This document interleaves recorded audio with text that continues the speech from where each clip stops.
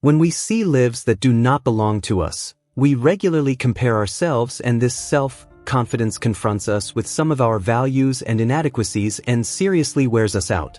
We have to achieve cultures that do not belong to us, habits that do not belong to us, especially in recent years, with the introduction of social media into our lives. When we see lives that do not belong to us, we regularly compare ourselves, and this self-confidence really confronts us with some of our inner values and inadequacies and seriously wears us out. The problem of self-confidence is actually like an arrow with poison at two ends, one of which is pretending to be good at things that we are not very good at. On the other hand, we become arrogant, and on the other hand, we think that we have nothing to offer to the world, and we completely lose our self-confidence. Of course, there are things we can do to get rid of this poisonous situation at both ends. But let me make a small note. There is a difference between arrogance and being arrogant. Let's like the good aspects of ourselves, of course, but we should also be arrogant. Let's go out. So how do we improve our self-confidence? Let's take a closer look. Let's think of self-confidence as a circle consisting of three parts: self-honesty, self-discipline, and self-compassion. One of the things we need to realize when we say self-honesty is that there are things we do well, there are things we do bad, and at the same time actually not much. There are things we are not good at. So we will be honest with ourselves and investigate what we need to improve and how we can do it.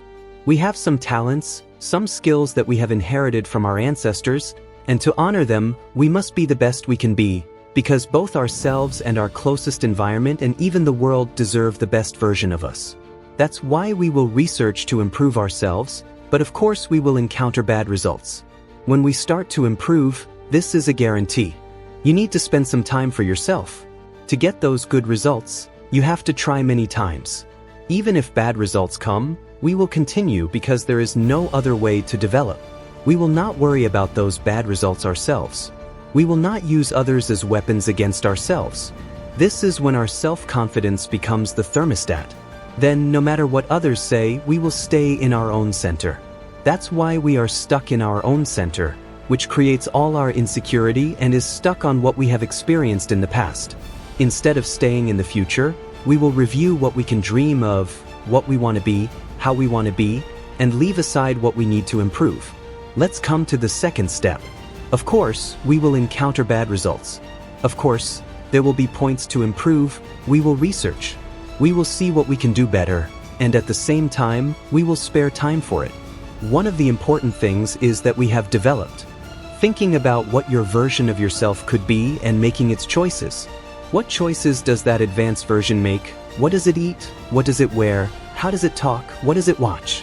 In other words, the programs that will lower your morale and freedom are not the movies or programs that do not contribute to you, but the things you need to understand and watch will develop your toolbox that will take you to a higher version.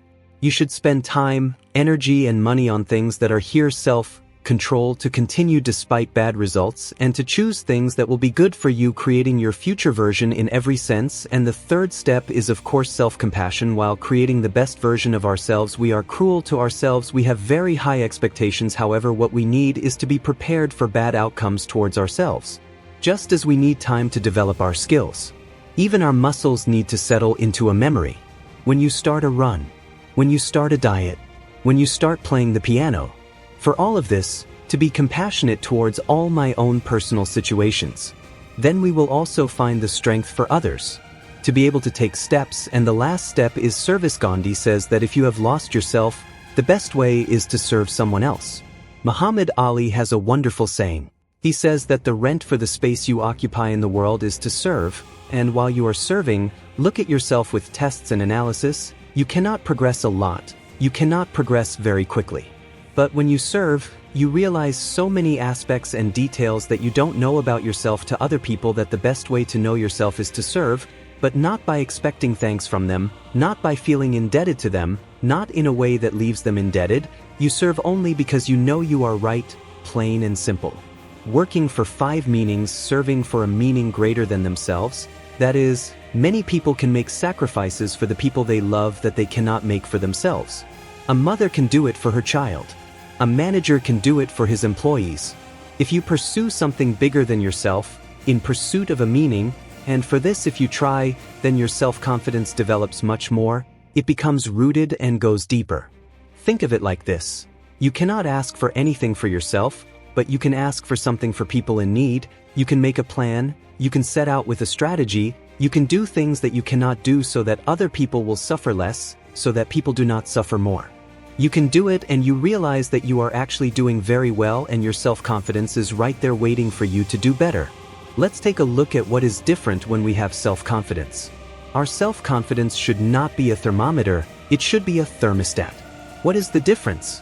You come and measure how many degrees is this room in your hand? You can make an adjustment with a degree without a thermostat. When the air fluctuates, it works. Your machine keeps the heater and the temperature of that air at the standard setting. In order to maintain your self-confidence, we need to use our self-confidence like a thermostat so that external criticism or applause does not affect you, otherwise you will be afraid of criticism and become addicted to applause. You can't achieve what you want. You can't achieve what you want in the way you want. You know the story. Nasreddin Hoxha lost his key one day and was looking for it under the street lamp. A neighbor came and wanted to help. Of course, they looked under every rock for a long time, there was no key. The neighbor turned and said to the Hoxha, "Sir, you dropped the key here. Are you sure?" Nasreddin Hoxha said, "I didn't drop it." His neighbor said, "Where did you drop it?" "I dropped it inside the house." He said, "Why are we looking for it here? The lamp is here." Nasreddin Hoxha said, "What most of us do is actually the things we wear to fulfill our self-confidence, the things we use, sit down. A long place is outside with the things we want to be with us, tools, etc. We are trying to put you in your place, but self-confidence does not come from what you use from outside. Think of self-confidence as puzzle pieces that you fit inside. It is developed gradually, and when we say self-confidence, it is actually about looking forward rather than being stuck in the past. It is about striving to create yourself in the future. Let's summarize. 1. We are the weakest people with self-honesty. Find out, work on it, and improve it. 2. Of course, you will need self-discipline because everything you need to develop you will have to spend a lot of time thinking about it, further researching and making choices. 3. Self-compassion. Of course, you will get bad results. You will be compassionate towards yourself, for you will serve the world and the rest of the world. You will make your relationship with you so much better. 5. You will find a greater meaning in yourself. Give yourself some time for these 5 steps. Think about how you will continue piece by piece.